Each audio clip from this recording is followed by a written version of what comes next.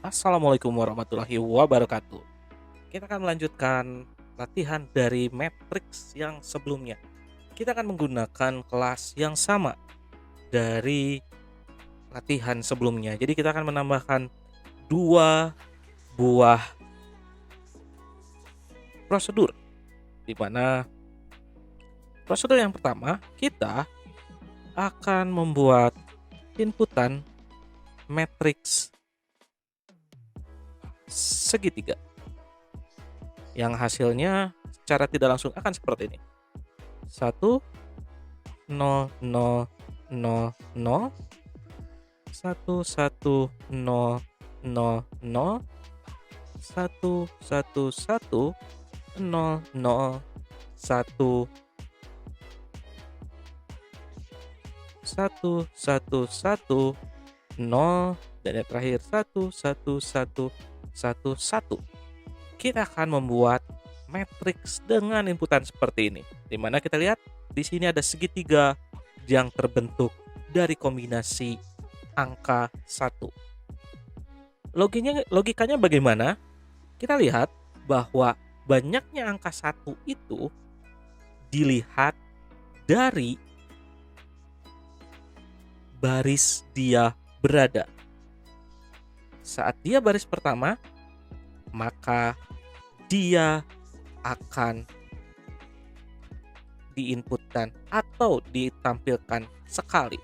Baris kedua sebanyak 2 kali, baris ketiga sebanyak 3 kali, baris keempat sebanyak 4 kali, baris kelima sebanyak 5 kali.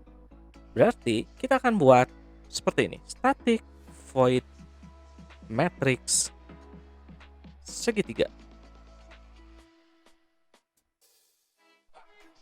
Lalu apa yang kita lakukan berikutnya? Oh ya, jangan lupa di sini saya akan minta Anda menambahkan ini system out print line terlebih dahulu, karena kita akan menggunakan prosedur yang sama untuk menampilkannya. Lalu kita kopikan baris ini ke sini. Lalu yang perlu kita rubah adalah ini. Anggap saja ini 0. Nah, tadi saya sudah menyebutkan logikanya adalah kita akan menginputkan angka 1 sebanyak baris dia berada.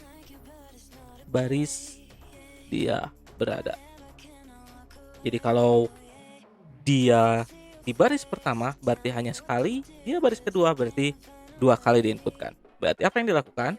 Di sini kita tambahkan sebuah kondisi. Jika kuncinya di kolom ya, berarti kan kita mencetakkan kolom di dalam kolom nilai 1 itu sesuai dengan dia sedang berada di baris keberapa. Jadi if kolom lebih kecil sama dengan baris, maka dia akan diisi nilai 1. Tetapi jika bukan, maka dia diisi angka 0. Kenapa logikanya seperti ini? Contoh, ini adalah baris ke-0.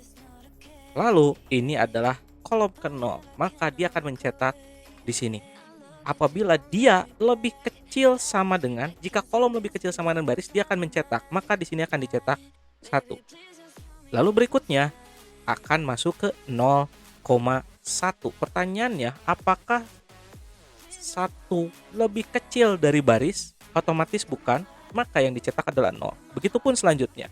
Saat masuk ke baris berikutnya, sehingga nilainya baris adalah sudah menunjukkan baris kedua atau elemennya 1, maka dia akan dicetak sebanyak 2 kali. Saat masuk ke sini, maka yang pertama adalah 1,0. Apakah 0 lebih kecil dari baris? Karena iya, maka akan dicetak 1. Lalu selanjutnya adalah 1,1. Apakah 1 lebih kecil sama dengan 1? Iya, berarti dia dicetak 1. Lalu berikutnya adalah 1,2. Apakah 2 lebih kecil dari 1? Tidak. Maka selanjutnya adalah 0,0,0. Begitupun selanjutnya. Maka kita coba eksekusi. Kita panggil saja matriks segitiga, lalu tampil matriks. Kita simpan dan kita run. Maka hasilnya seperti ini. Kita bisa lihat 1 1 1 1 1 1 1 1 1 1, dan ini semuanya diisi oleh 1. Itu adalah matriks segitiga. Selanjutnya kita akan membuat yang namanya matriks diagonal, di mana hasilnya akan seperti ini. 1 0 0 0 0, lalu 0 1 0 0 0, lalu 0 0 1 0 0, lalu 0 0 0 1 0, dan yang terakhir adalah 0 0 0 0 1. Logikanya seperti apa? Nah, kenapa di slide saya menjelaskan bahwa kita selalu harus memperhatikan alamat dari matriks 0,0, 0,1. Fungsinya adalah untuk menganalisis hal seperti ini. Kita lihat 1 itu dicetak di alamat berapa saja. Ternyata dia dicetak di alamat 0,0, baris 0, kolom 0, berikutnya baris 1, kolom 1, berikutnya baris 2, kolom 2, dan berikutnya baris 3, kolom 3, dan yang terakhir baris 4, kolom 4. Berarti angka 1 hanya akan dicetak jika nilai baris dan kolom bernilai sama. Maka kita buat static void matrix diagonal. Kita copy paste saja ini. Lalu, dan yang kita rubah adalah di sini. Saat kolom sama dengan baris diisi 1, selain itu diisi 0. Maka kita panggil diagonal, tampil matriks. Kita save dan kita lihat hasilnya. Maka hasilnya adalah seperti ini. Jadi kuncinya saat Anda membuat sebuah matriks, perhatikan alamatnya. Berada di baris keberapa, kolom keberapa.